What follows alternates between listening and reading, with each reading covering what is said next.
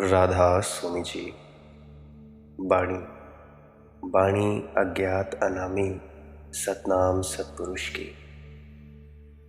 प्रश्न पूछा गया है कृष्ण भाई द्वारा कि मृत्यु से मुझे इतना डर नहीं लगता जितना वृद्धावस्था के विचार से या वृद्धावस्था से। ऐसा क्यों है?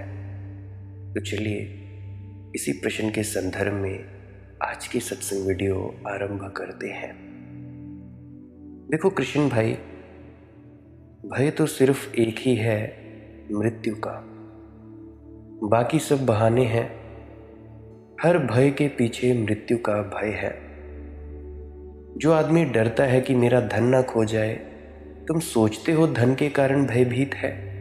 नहीं, धन सुरक्षा है। धन है तो जीवन है, ऐसी उसकी प्रतीति है।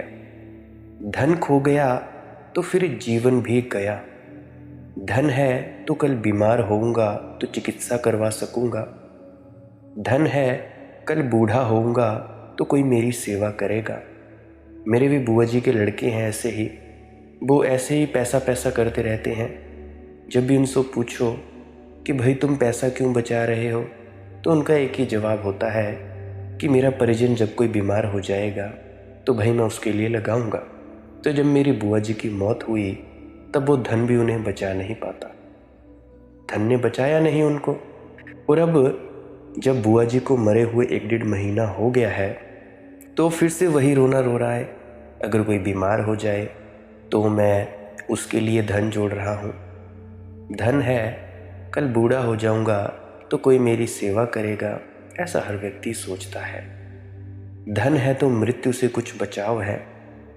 धन गया तो फिर मैं बिल्कुल ही असुरक्षित हो जाऊंगा, ये लोग सोचते हैं। तो इसीलिए लोग धन को पकड़ते हैं। धन को पकड़ते हैं मृत्यु के डर के कारण। तुमने परिवार को पकड़ा हुआ है कृष्ण भाई।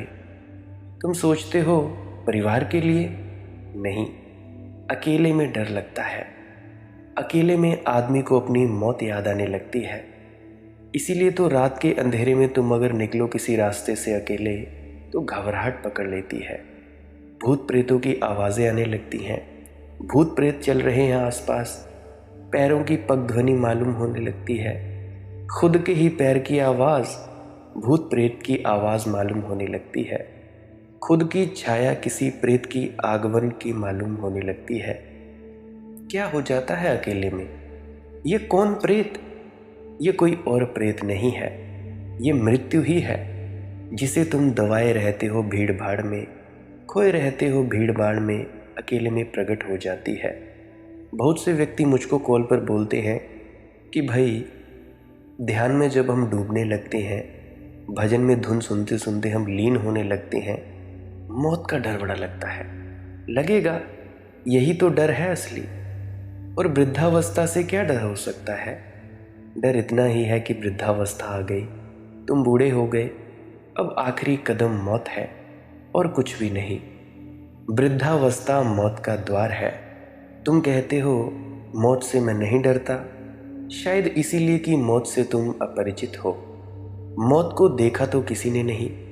लोगों ने वृद्धावस्था देखी है और फिर वृद्धावस्था के बाद मौत की अनजानी घटना घटते देखी। मौत तो किसी ने देखी नहीं, इसीलिए मौत का सीधा सीधा डर पकड़ में नहीं आता। बूढ़े होने का डर पकड़ में आता है, क्योंकि वृद्धावस्था के पीछे ही आती होगी मौत, अनजान, अपरिचित, अदृश्य। कृष्ण भाई, भय तो सब मृत्यु का है। सारे भय निचोड़े जाएं तो मृत्यु का भय ही निकलेगा। तुम अपने बच्चों को पकड़ते हो, संभालते हो, बड़ा करते हो। तुम सोचते हो बड़ा प्रेम है, तुम गलती में हो। मनोवैज्ञानिक कहते हैं बच्चों के माध्यम से तुम अमर होना चाहते हो। मैं तो मर जाऊंगा लेकिन मेरा बेटा रहेगा। इसीलिए इस देश में जो जब तक बेटा ना हो जाए तब तक एक बड़ी बेचैनी हो जाती है। जाओ पूजा पाठ करो, हनुमान चालीसा पढ़ो, ज्योतिषियों से मिलो, भृगु संहिता दिखवाओ, कुछ करो, हवन यज्ञ, जादू टोना, पीर पैगंबर, मगर बेटा तो होना ही चाहिए। बिना बेटे के मर गए तो व्यर्थ मर गए। क्यों? क्योंकि बेटे के आधार से एक झूठी अमरता मिल जाती है। मैं तो न रहूँगा, लेकिन मेरा बीज रहेगा। यह देह तो चली जाएगी, मगर मेरा कोई अंश रहेगा, मेरा कोई नाम लेवा रहेगा। कोई तो होगा जो हर साल श्राद्ध करवा देगा, कोई तो होगा जिसके कारण मेरा कोई चिन्ह इस जगत में छूट जाएगा। स्मरण रखो, भय यानी मृत्यु का भय। फिर कुछ बहाने भी हों, चाहे किसी भी बात के बहाने हों, तुम्हारे मन में इसने वृद्धावस्था का बहाना ले लिया। वृद्धावस्था में क्या भय की बात हो सकती है, बताना मुझे ज़रा। वृद्धावस्था का तो अपना सौंदर्य है। वृद्धावस्था तो एक शिखर है। जीवन जब पक जाता, जीवन के अनुभव जब पक जाते, जीवन की वासनाओं के उद्याम बेग जा चुके, जीवन की आपाधापी समाप्त हो गई, जीवन की महत्वाकांक्षाएं विदा हो गई, वासना तृष्णा का ज्वर चला गया। वृद्धावस्था तो एक परम शांत दशा है। वृद्धावस्था तो बड़ी सुंदर है। रविंद्रनाथ ने कहा है, वृद्धावस्था तो ऐसे है जैसे हिमालय के उत्तुंग शिखर जिन पर कुंवारी बर्फ सदियों सदियों से छाई है।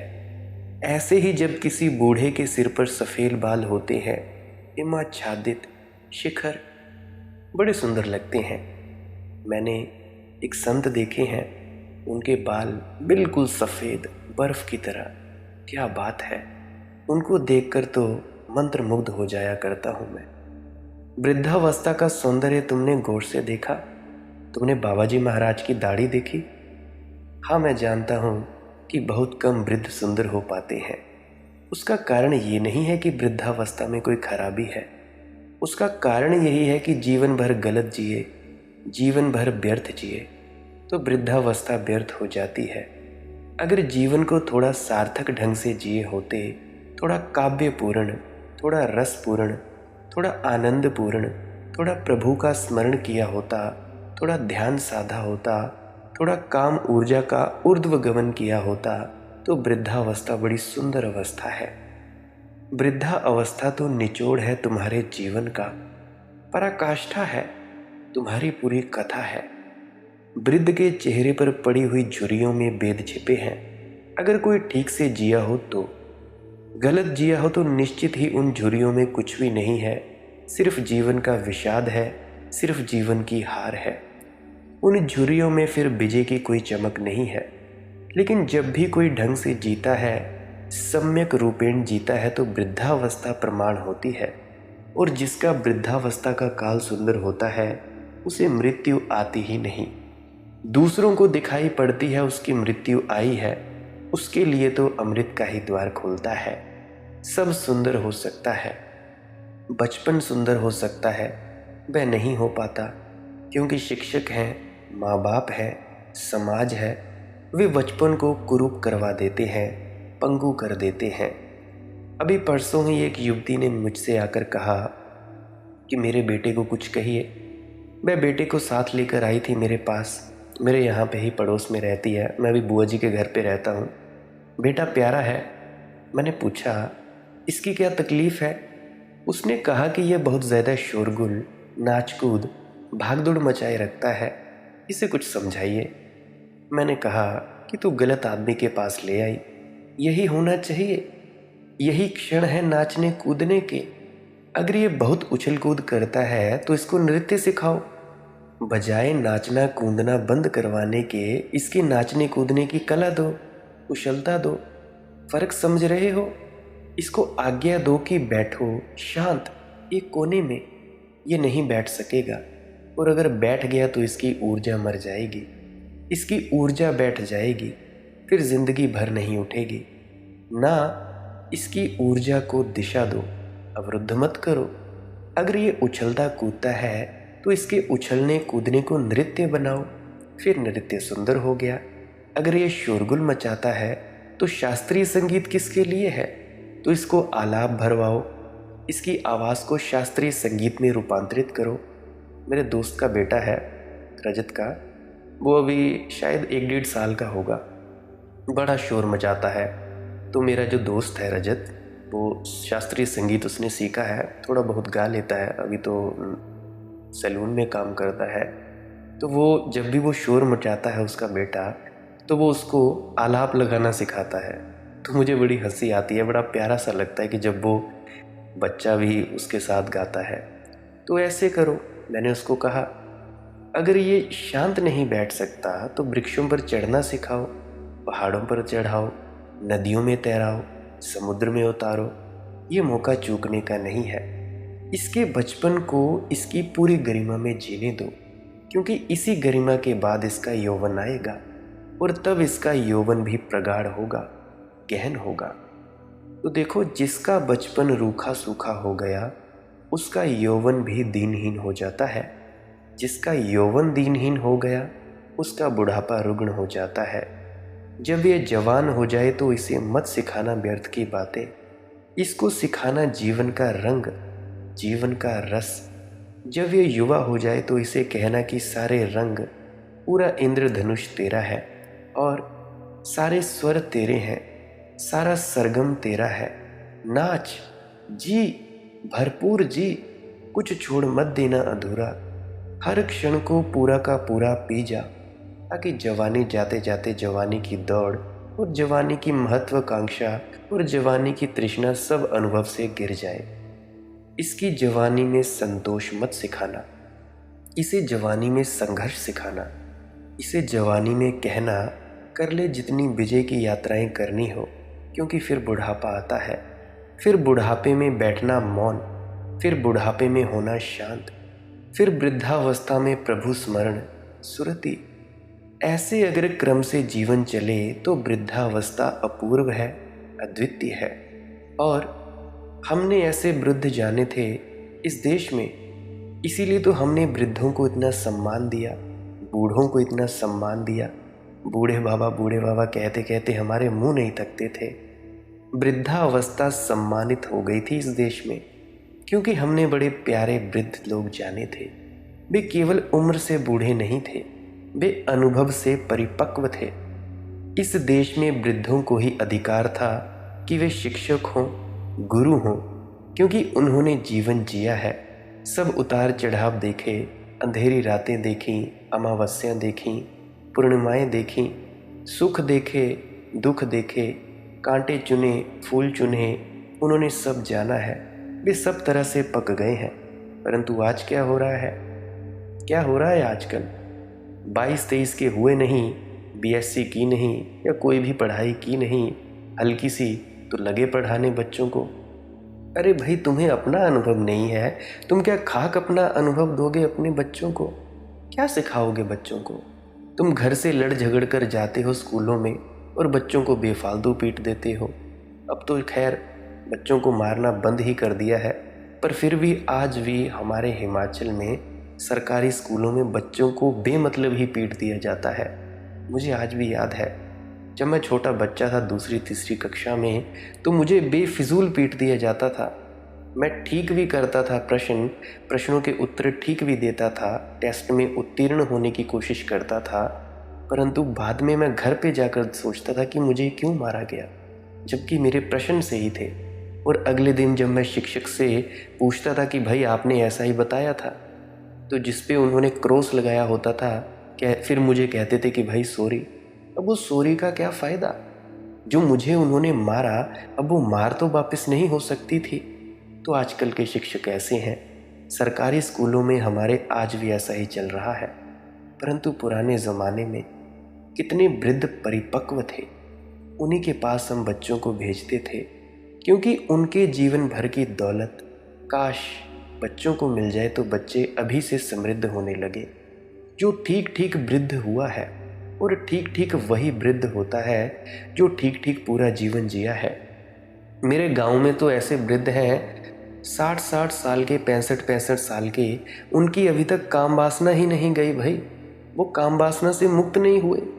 सोचो, 60 साल की उम्र, और 60 साल की उम्र तक भी वासना से मुक्त नहीं हुए। क्या किया इतने सालों में? पहले के ज़मानों में तो मेरे ख्याल से 22-23 से शादी कर दी जाती थी। तो इतने सालों में किया क्या? जब इतने सालों में वासना को नहीं जाना, तो अब ऊर्जा नहीं है। 65 सालों की उम्र में तुम क्या अपनी काम वासना की तृप्ति करोगे? तो मैंने तो अपने गांव में ऐसे ऐसे बूढ़े देखे हैं मुझे कहते सुने हैं कि भाई तेरे मतलब कि कोई लड़की हो तो मुझे बताना। अरे मैं क्या बताऊं लड़की का, मैं घर से बाहर नहीं निकलता, तो मुझे क्या पता लड़कियों का। तो ऐसे ऐसे वृद्ध हैं हमारे जो घर के आसपास भी। तो ऐसे वृद्धों से हमें क्या सीखने को मिलेगा। मैं उनका पोता हूँ, उम्र मेरी 26 साल है, उनकी 65 साल है। तो मैं उनका पोता हूँ। अब एक बूढ़ा, एक दादा एक पोते से बोले कि कोई लड़की लाओ, क्या उनकी कोई उम्र है? अब जब उम्र थी तब उन्होंने भोगा नहीं, और अब जब बूढ़े हो गए तब बात करते हैं भोग की। क्या फालतू की बकवासबाजी है। हमने अपनी जिंदगी को कभी जिया ही नहीं। इसीलिए मैं तुमसे कहता हूँ, योग की फिक्र छोड़ो, तुम भोग को इतनी परिपूर्णता से भोगो कि तुम भोग से भोग के कारण ही मुक्त हो जाओ, और तब योग अपने आप जलेगा, अपने आप दिया जलेगा। फिर मौत नहीं है, फिर तो मृत्यु भी सिर्फ एक ही संदेश लाती है। कौन सा? देह मुक्ति का। फिर मृत्यु अंत नहीं है, सिर्फ एक नई यात्रा का प्रारंभ है। सिर्फ देह से छुटकारा है, और देह तो संकीर्ण है। देह तो ऐसी है जैसे कोई कारागृह में बंद है कि पक्षी पिंजरे में बंद है। मौत तो खबर लाती है कि पिंजरा टूट गया, और अब हंसा उड़ सकता है। हंसा जाए अकेला, अब चलो मान सरोवर, अब चले अपने घर। कविता है, कैसा मरण संदेशा आया, किसके कंठा भरण स्वरों ने लय संगीत सुनाया। कैसा मरण संदेशा आया, देह थकित जर्जरित हो गई, बिगड़ गया कुछ खटका। संज्ञा शून्य शरीर हो गया, लगा मृत्यु का झटका। देख लुप्त होते जीवन को, मन संभ्रम में अटका। जीवन का रहस्य ये क्या है, क्या यह मृण्मय माया। कैसा मरण संदेशा आया, दो विभिन्न गतियां जगती में, एक जड़मय एक चेतन। जड़ गति है घूर्णित आंदोलन, चेतन है अद्वेलन। जब जड़ कण समूह बन आया चेतन की सुनी केतन, तब उसमें विकास गति आई, जड़ ने जीव पाया। अभिनव मरण संदेशा आया, जिसने मरकर चिर जीवन का रुचिर रूप पहचाना। जिनने निज को खोने ही में शुचि निजत्व को जाना, वे बोले कि मरण है जीवन का ही एक बहाना। अभिनव मरण संदेशा आया, जीवन का अखंड वैष्णर हर हर हर हर कर चमका। भय भागा, संदेह हट गया, छूटा संशय तम का। अपने स्वयं को सबधा सम होगा, टूटा फंदा सम का। अपने मन की हुई मृत्यु, तब चिर जीवन लहराया। नव नव मरण संदेशा आया। देखो, शरीर से छूटकर आत्मिक जीवन मिलता है, मन से छूटकर चैतन्य की अपूर्व असीम यात्रा शुरू होती है। मृत्यु में अमृत का संदेश छिपा है, ये मेरी बात याद रखना। मरण की धुन समझो, मृत्यु का संगीत पहचानो, मृत्यु की शहनाई सुनो। डरो मत, डरने को कुछ भी नहीं है। तुम अमृत के पुत्र हो, अमृतस्य पुत्र। तो मेरे ख्याल से कृष्ण भाई, आप जी मेरी बात समझ गए होंगे, और साथ संगत जी आप भी मेरी बात समझ गए होंगे कि आपके बच्चों को आपने कैसे रखना है और आपका जीवन कैसा होना चाहिए। अगला प्रश्न पूछा गया है कि राजनैतिक लुच्चे लफंगों से देश का छुटकारा कब होगा। देखो, बहुत कठिन है, क्योंकि प्रश्न राजनीतिकों से छुटकारे का नहीं है। प्रश्न तो तुम्हारे अज्ञान के मिटने का है। तुम जब तक अज्ञानी हो, कोई ना कोई तुम्हारा शोषण करेगा, कोई ना कोई तुम्हें चूसेगा। पंडित चूसेंगे, पुरोहित चूसेंगे, राजनेता चूसेंगे। तुम जब तक जागृत नहीं हो तब तक लूटोगे ही। फिर किसने लूटा, क्या फर्क पड़ता है। फिर झंडे की आड़ में लूटा, क्या फर्क पड़ता है। मंदिर में लूटे कि मस्जिद में, समाजवादियों से लूटे कि साम्यवादियों से, क्या फर्क पड़ता है। तुम लूटोगे। लुटेरों के नाम बदलते रहेंगे और तुम लुटते रहोगे। राजनीति तो झूठ का खेल है। जब तक तुम सच को न पहचानने लगोगे, तब तक तुम झूठों के हाथ में पकड़ते ही रहोगे, पढ़ते ही रहोगे। ऐसा मत पूछो कि राजनीतिक लुच्चे लफंगों से देश का छुटकारा कब होगा। ये प्रश्न अर्थहीन है। ऐसा पूछो कि मैं कब इतना जाग सकूंगा कि झूठ को झूठ की तरह पहचान सकूं। और जब तक सारी मनुष्य जाति झूठ को झूठ की भांति नहीं पहचानती, तब तक छुटकारे का कोई उपाय नहीं है। हम सिर्फ अपने कंधों के बोझ बदलते रहते हैं। शमशान घाट तुमने देखा है, लोग अर्थी ले जाते हैं, एक कंधा थक जाता है तो फिर अर्थी को दूसरे कंधे पर रख लेते हैं। अगर तुमने कभी तुम्हारे घर पे कोई मरा होगा, मैं व्यक्तियों की बात कर रहा हूँ, मेल की, पुरुषों की बात कर रहा हूँ, कि जब वो लेके जाते हैं अर्थी को तो पहले आगे होते हैं, तो कुछ देर बाद घड़ा फोड़ते हैं, तो फिर कुछ जो आगे होते हैं वो पीछे चले जाते हैं। तो ऐसे ही होता है। कुछ अर्थी का बोझ कम नहीं हो जाता कंधा बदलने से, लेकिन थका कंधा थोड़ी राहत ले लेता है, गैर थका कंधा थोड़ा संभाल लेता है। फिर जब वह कंधा थक जाएगा फिर कंधा बदल लेंगे। बस ऐसे ही एक राजनेता को हटाते हो, दूसरे को बिठलाते हो, कंधा थक जाता है फिर तीसरे को बिठा लोगे। ये खेल चलता रहता है। सदियां बीत गईं, आदमी के भीतर कहीं कोई किरण की कमी है, कहीं कोई रोशनी की कमी है, झूठ नहीं पहचान पाता। और कैसे झूठ तुमसे बोले जाते हैं फिर भी तुम नहीं पहचान पाते। राजनेता ऐसे झूठ बोलते हैं जिसको कोई भी पहचान ले, बच्चा भी पहचान ले कि यह झूठ है, लेकिन फिर तुम भ्रम में आ जाते हो।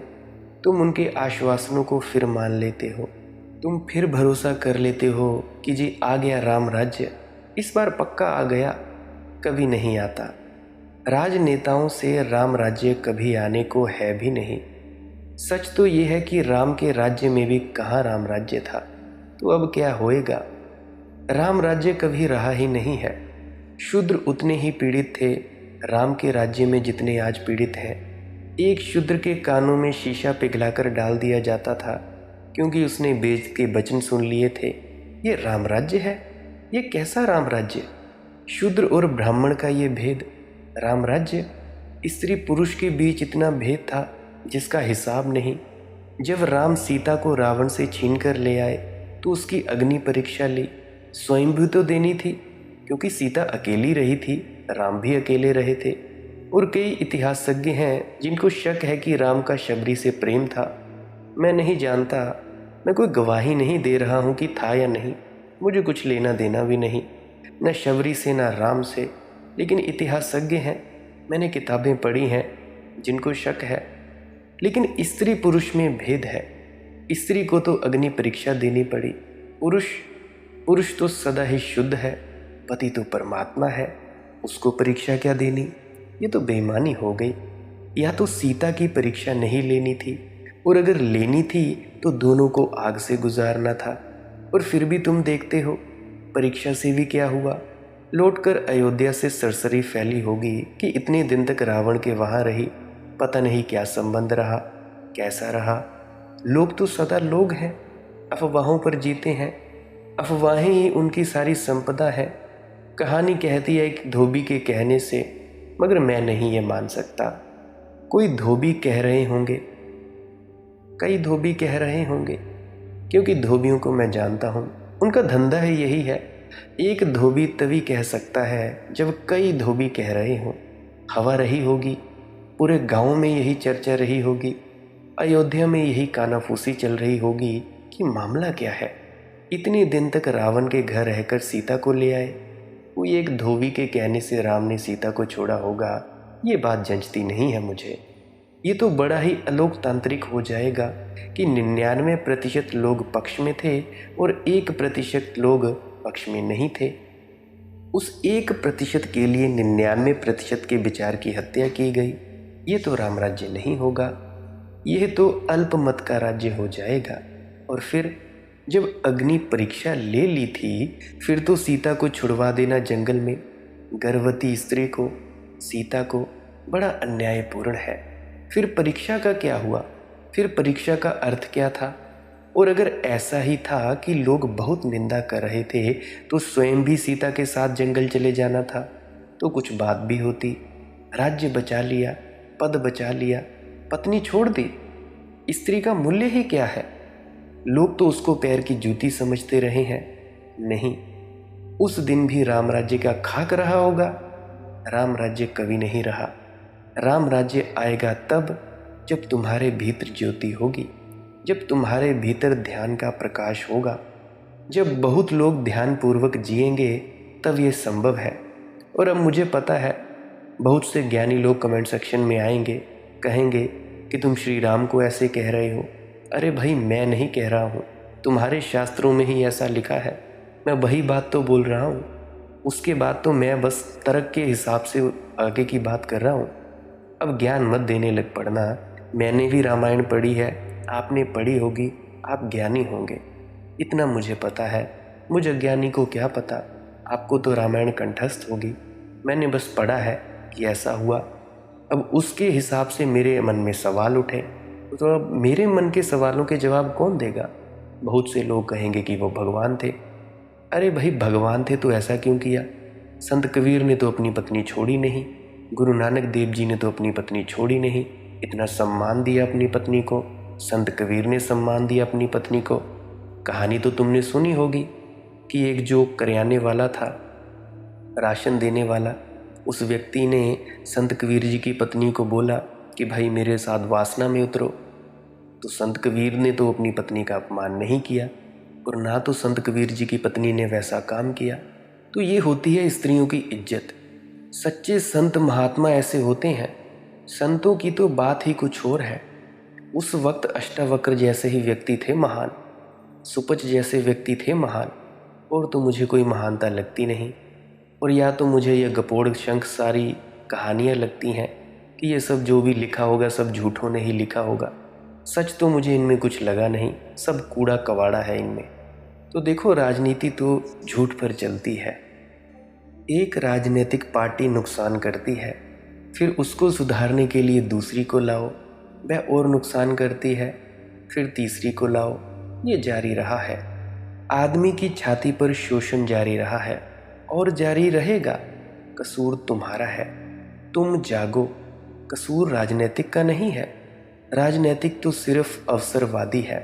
वह तो अवसर का फ़ायदा ले रहा है। वह देखता है कि तुम राज़ी हो सीढ़ियाँ बनने को, तो तुम्हारी सीढ़ियाँ बनाकर चढ़ जाता है। उसे कुर्सी तक पहुँचना है।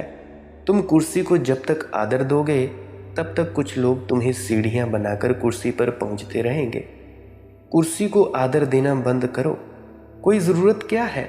अगर प्रधानमंत्री गांव में आ जाए तो सारे गांव को वहां मूढ़ों की तरह इकट्ठे होने की आवश्यकता क्या है? आने दो, जाने दो, तुम चिंता छोड़ो। तो कुर्सी का जो मूल्य बन गया है वह नीचे गिरे। कुर्सी का मूल्य गिराओ, कुर्सी को नीचे हटाओ। कुर्सी को इतने नीचे हटा दो कि कुर्सी पर बैठने का मज़ा ही ना रह जाए। जब तक कुर्सी पर बैठने का मज़ा है, तुम चले पूजा करने, तुम चले फूल मालाएं लेकर। और मज़ा ये है कि वे ही नेता जब तक पद पर नहीं थे, तुम्हारे गांव में आए तो तुम्हें कोई चिंता ना थी। जैसे ही वे पद पर पहुंच जाते हैं, तुम एकदम दीवाने हो जाते हो, जैसे उनमें कोई ईश्वरीय शक्ति का अवतरण हो गया है। कुर्सी का इतना समादर करोगे तो फिर लाखों लोग कुर्सी तक पहुंचने के लिए तड़फेंगे, और जब लाखों लोग तड़फेंगे तो संघर्ष छिड़ेगा, महत्वाकांक्षा होगी, घला घूंट प्रतिस्पर्धा होगी। फिर उनमें जो सबसे ज़्यादा चालबाज होगा वही पहुंच पाएगा। राजनीति में तो वही जीतेगा जो सबसे ज़्यादा चोर, सबसे ज़्यादा बेईमान होगा। और इतना कुशल होना चाहिए कि बेईमानी भी करता रहे और ईमानदारी का झंडा भी उठाए रहे। साधु संत भी बना रहे ऊपर ऊपर, और भीतर भीतर सारे उपद्रव भी जारी रखे। इस सब के पीछे आधार क्या है? तुम क्यों कुर्सी को इतना मूल्य देते हो? पद के मूल्य को गिराओ। हर चीज़ का मूल्य बढ़ रहा है, कम से कम एक चीज़ का मूल्य मत बढ़ने दो। कुर्सी का मूल्य मत बढ़ने दो, उसका मूल्य नीचे गिराओ। जैसे रुपए की कीमत गिरती जाती है, ऐसे ही कुर्सी की कीमत गिराते जाओ। एक घड़ी ऐसी आ जाए कि जिसको तुम कुर्सी पर बिठा दो वह बैठा ही रहे, ना कोई फूल माला लाए, ना कोई शोरगुल मचाए, ना कोई जय जयकार करे। तब तुम पाओगे कि राजनीति में दूसरी तरह के लोग उत्सुक होंगे, जो कुछ सेवा करना चाहते हैं। तब नहीं तो चोर और लफंगे और लुच्चे ही उत्सुक होंगे, जो ताकत में होना चाहते हैं। तो भाई कुर्सियों को सलाम करना बंद करो। कुर्सी पूजा बहुत हो चुकी। जितनी कुर्सी की पूजा कम हो जाए, उतने ही गलत लोग कुर्सी की तरफ जाना बंद कर देंगे। तुमने कुर्सी को बहुत आकर्षण दे दिया है, लेकिन अखबारों में राजनेता की चर्चा है पहले पृष्ठ से लेकर आखिरी पृष्ठ तक। गांव में उसकी चर्चा है, होटलों में उसकी चर्चा है, चौपालों में उसकी चर्चा है। जहां देखो वहां राजनीति की चर्चा है। सुबह से उठे नहीं कि बस अखबार की तरफ दौड़ते हो, यूट्यूब खोलते हो। मेरे फूफा जी ने कम से कम कोई 250 यूट्यूब चैनल सब्सक्राइब कर रखे हैं न्यूज़ के। चाय भी पीछे यूट्यूब चैनल खोले हैं अखबारों के। ज़रा खाली समय मिला तो यूट्यूब खोला कि लगा लिए दिल्ली कान में। मेरा प्रयास यही है, अगर मैं राजनीति के खिलाफ कभी बोलता हूँ तो उसका कारण ये नहीं है कि मुझे राजनीति में कोई रस है। उसका कुल कारण इतना है कि मैं चाहता हूँ कि तुम्हारे मन से राजनीतिक की प्रतिष्ठा समाप्त हो जाए। प्रतिष्ठा समाप्त होगी तो प्रतिष्ठा लोलुप व्यक्ति उस तरफ आने जाने में अपने आप बंद हो जाएंगे। तुम जिस चीज़ को मूल्य देते हो, लोग उसी तरफ जाने लगते हैं। तुमने देखा, पुराने ज़माने में हम सन्यासियों को मूल्य देते थे तो हर आदमी के मन में एक कामना होती थी कि कभी ना कभी सन्यासी होना है, होना ही है। आज नहीं कल, कल नहीं परसों, मगर एक दिन वह सौभाग्य की घड़ी ज़रूर आएगी जब मैं भी संन्यास्त हो जाऊंगा।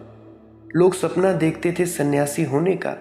छोटे बच्चे सन्यासी होने का सपना देखते थे। सन्यासी का मूल्य था, क्योंकि सम्राट भी सन्यासी के चरण छूते थे, तो सन्यास की एक हवा थी। अब छोटे बच्चे ही नहीं, बूढ़े भी सोचते हैं कैसे फिल्म के नेता हो जाएं, अभिनेता हो जाएं। अगर नेता नहीं हो सकते तो कम से कम अभिनेता हो जाए। मगर दो ही चीज़ें होती हैं लोगों को, या तो नेता या अभिनेता। बच्चे एकदम बम्बई की तरफ भागते हैं या दिल्ली की तरफ। दिल्ली में इतनी गर्मी है, इतनी भीड़ है कि कहीं कहीं जगह तो पाँव रखने को जगह नहीं है, और किसी चीज़ का कोई आकर्षण नहीं मालूम होता। किसी को फिक्र नहीं है कि कुछ और भी जीवन में है, बस अभिनेता या राजनेता। क्यों? पैसा बहुत है, दौलत है, शोहरत है। क्योंकि दोनों को खूब सम्मान मिल रहा है, खूब आदर मिल रहा है, खूब प्रशंसा मिल रही है, फूल मालाएं मिल रही हैं। अहंकार जहाँ तृप्त होता है उस तरफ लोग दौड़ने लगते हैं। बदलो इस मूल्य को। अगर आदर ही देना हो तो उन चीज़ों को आदर दो जिनकी तरफ लोग दौड़ेंगे तो जीवन का सौंदर्य बढ़े। संगीतज्ञ को आदर दो, उस साधक संगीतज्ञ को आदर दो जो 8 घंटे रियाज करता है और वर्षों के बाद कवि कुशल हो पाता है, उसे आदर दो। उस मूर्तिकार को आदर दो जो पत्थर को तोड़ता है और पत्थर में प्राण डालता है कि एक दिन पत्थर बोलने लगता है, सजीव हो उठता है। उस कवि को आदर दो जिसके गीत आकाश की कुछ खबर लाते हैं। उस ऋषि को आदर दो जो वर्षों ध्यान में डूब डूब कर एक दिन अपने शून्य को प्रकट करता है। आदर ही देना है तो कुछ ऐसी चीज़ों को आदर दो जो लोगों के जीवन में बढ़े तो जगत सुंदरतम बने, मनोरम हो, ये पृथ्वी स्वर्ग बने। मगर तुम गलत लोगों को आदर देते हो। तुम राजनेताओं को आदर देते हो या अभिनेताओं को आदर देते हो। फिर भी मैं तुमसे कहता हूँ कि अगर आदर इन दोनों में से ही चुनना हो तो अभिनेता को देना, राजनेता को तो देना ही मत। अभिनेता फिर भी एक तरह की कला के जगत में अपने को लगाता है। बहुत कीमती उसकी कला नहीं है, सतही है, थोथी है। क्योंकि तृतीय श्रेणी की जो भीड़ है उसको तृप्त करने के लिए उसकी कला है। उसकी कला में कोई अभिजात्य नहीं है, हो भी नहीं सकता, क्योंकि बाजारू है। नहीं तो उसकी फिल्म चलेगी कहाँ, देखेगा कौन? अगर तुम ध्यान करते लोगों की फिल्म बनाओ, देखेगा कौन? हुड़दंग चाहिए तो लोग देखेंगे, क्योंकि हुड़दंगे हैं। चारों तरफ उस तरह के लोग हैं। जितनी हुड़दंग हो फिल्म में, जितना शोर शराबा मचे, जितनी नंगी पुंगी लड़कियां उसमें नाचें, उतने लोग देखेंगे। सतही है, मगर फिर भी कम से कम कला तो है। और एक बात तो निश्चित है, कम से कम हानि नहीं होती उससे कुछ। राजनेता निश्चित नुकसान पहुंचाता है, क्योंकि राजनेता का मौलिक आधार ही बेईमानी है, जालसाजी है, चालबाजी है। यह एक दुख स्वप्न चल रहा है और सदियों से चल रहा है। इस दुख स्वप्न को तोड़ना है।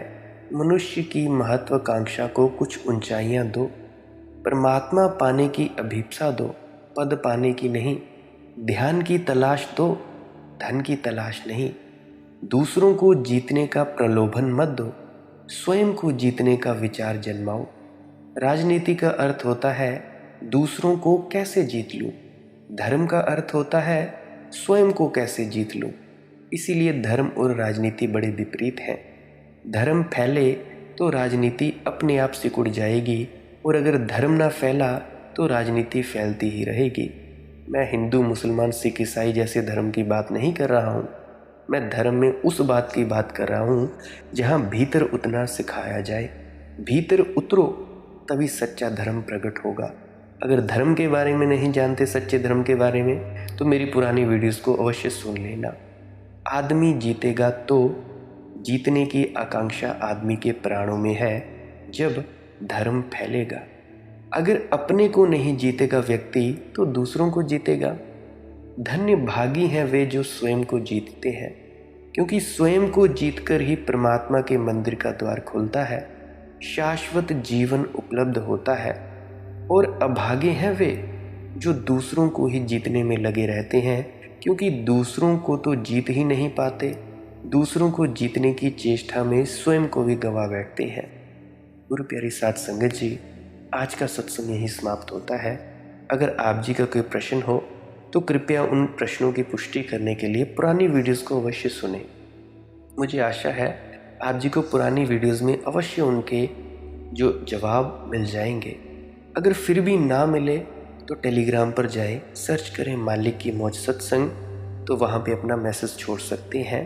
तो वहाँ पे अगर किसी को बात भी करनी हो मेरे से पर्सनली, तो टेलीग्राम पर जाएं और वहाँ पर मैं आपको अपना पर्सनल नंबर दे दूँगा, जिससे आप बातचीत भी कर सकते हैं। आप मुझे इतना वक्त देते हो, इतने अंत तक सुनते हो, इसके लिए बहुत बहुत धन्यवाद आप जी का। अंत में आपके भीतर बैठे परमात्मा को प्रणाम करता हूँ। मेरा प्रणाम स्वीकार करें। राधा स्वामी जी।